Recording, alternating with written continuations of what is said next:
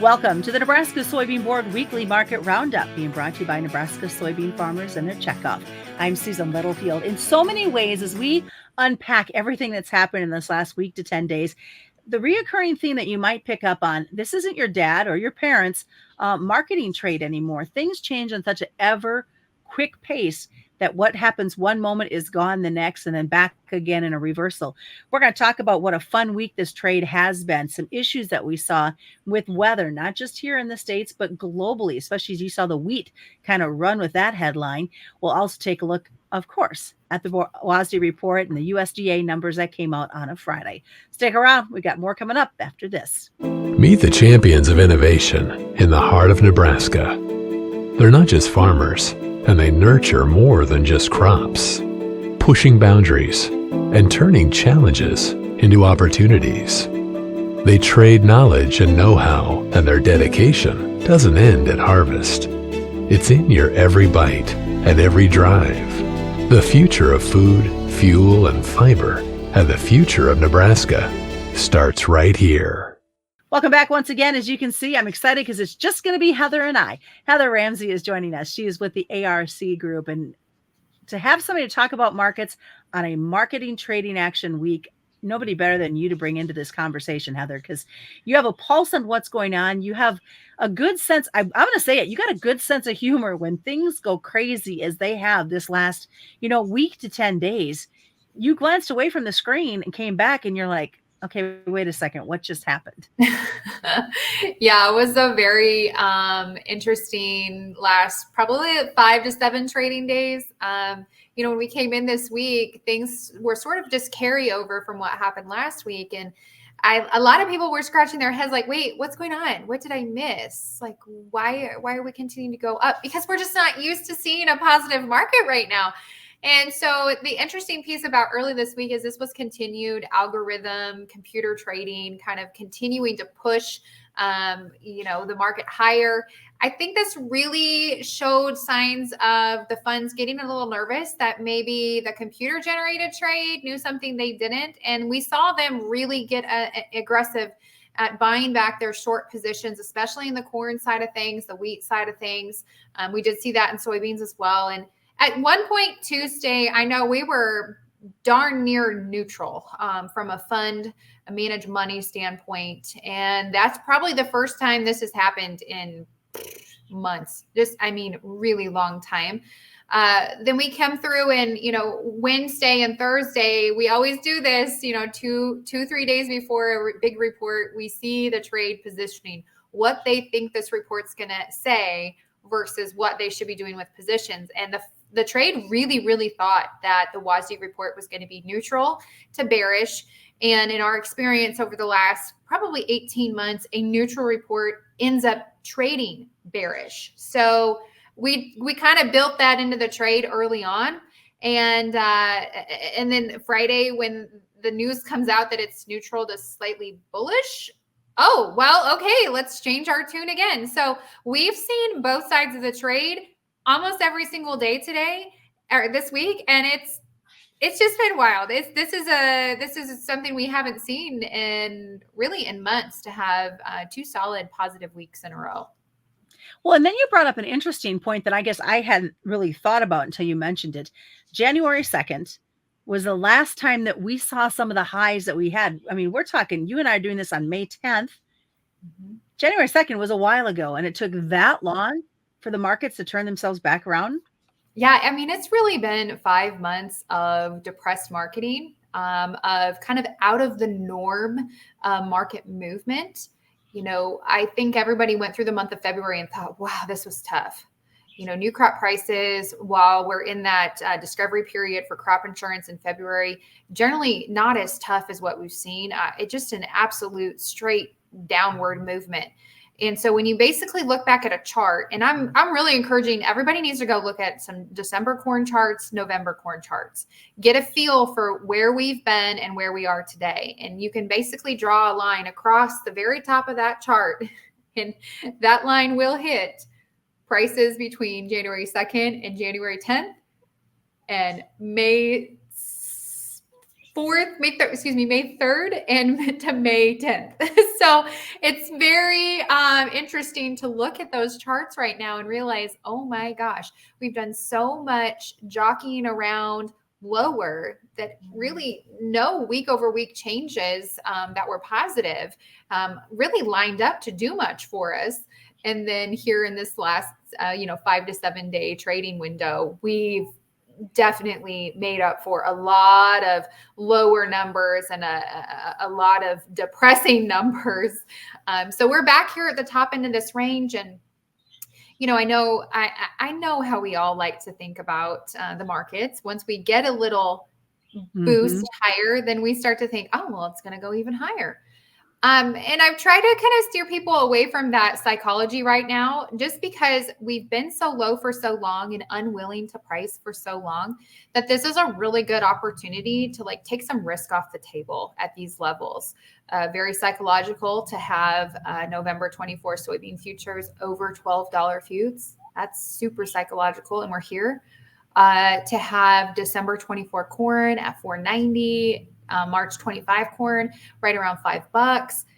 Yeah, these are really important numbers to be trying to take risk off the table, especially then when you look, okay, well, where's the next leg higher go? What does that look like? Well, unfortunately, we've got some pretty significant gaps on the chart that are going to serve as some serious resistance to upward movement, that we do need to piggyback all these weather events that are going on right now. They all need to start piggybacking one on top of the other in order to get the market to really push us to some new levels. And I'm not saying that it can't happen. I'm just saying when you start looking at marketing from a how do I reward myself and remove risk, these are good steps to take, some good opportunities right here. Well, I want to get to that Friday report here in just a second, but you brought up weather and talk about an attention getter, headline stealer, frost in wheat areas of Russia. Not war in Russia. Sure stole this wheat complex and made for an interesting trading week as well. Yeah, the weather narrative in Russia is quite interesting because we really started picking up the frost in our trading headlines. I would say Wednesday, Thursday, Friday, and this is in northern parts of their growing region, right? And what's funny is when you look at last Thursday, Friday, and Monday, Tuesday of this week, we were so concerned with the drought in the southern part of their growing regions. So we've got two very opposite yet both concerning issues going on in Russia. One being that in the southern region, we're absolutely too dry. Somewhere in the neighborhood of, I'm hearing they've received maybe 3 to 5 inches. This is 10% of normal for them. Just they're really, really short. And then in the north, we're seeing multiple nights of freezing temps, of frost. And in the central region, where we're starting to see this frost creep down into, their jointing, booting stages right now. And so to get frost during that time frame is super, super critical. So yeah, this weather headline, when you look at the northern hemisphere right now, you take issues in Russia, and then you also look at the plains in the US and you're like, man, we can't catch a break. Everything's too dry. Crop conditions are suffering. It's just been a really active season for wheat and weather in regards to wheat for sure. All right, let's talk about this report. Did you see any things that kind of caught you by surprise or thought, yeah, this is what we've been building up for? Yeah, I mean, there's definitely a start to some correctiveness going on. I think when you are looking for South American changes, there is a huge portion of our trading world that is screaming for corrections in South American numbers. As a whole, USDA, WASDE, we know that they're slow to make these changes. But there's been a lot of demand for changes, and we did start to see a little bit of that. They reduced Brazilian corn numbers, Brazilian soybean numbers, and Argentina corn numbers. And really, the reduction in the Brazilian corn, the Argentinian corn, that was what shocked me the most. They were fairly sizable, And I wasn't necessarily prepared to see them do that yet, since we haven't gotten to like a harvest completion. Usually we see USDA and WASD both kind of wait till harvest is sort of in the books before they make any serious changes. The correction on their soybean number, a lot argue it's not enough. I think we'll continue to see more, but definitely very much needed. The biggest change that kind of played into then was looking at the global stocks number. So what we're seeing is an actual contraction between the 23-24 and 24-25 crop years in corn and in wheat from a global standpoint. And I think that's really, we just talk about the weather issue with wheat. Then when you get a WASDE report that shows a contraction in global supply year over year in corn and wheat, then the market's like, oh, wait a second here. If we're going to get smaller and we have a problem and we don't know how bad the problem is, we got to just keep putting some premium into this thing.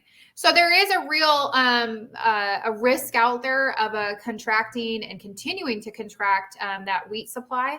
And that's really what's driving the market here on at the end of the week. And so when you look at that, it makes sense to have wheat be our leader after the weather and the report on Friday. So that's kind of the biggest one, I think. And that's the what the trade saw as probably the biggest takeaway as well.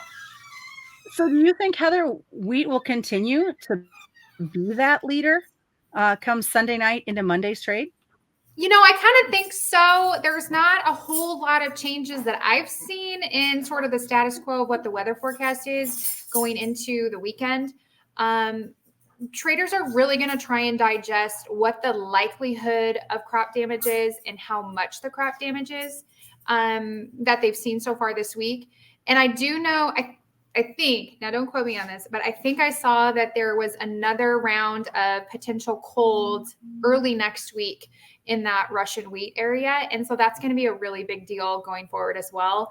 When you look at the robustness that has become our corn export program, that becomes really supportive too, because can we afford to see big losses in wheat if that means that corn also has to recover that from a coverage standpoint. So there's going to be a lot of debate going on where does that, who covers who, in this situation. So.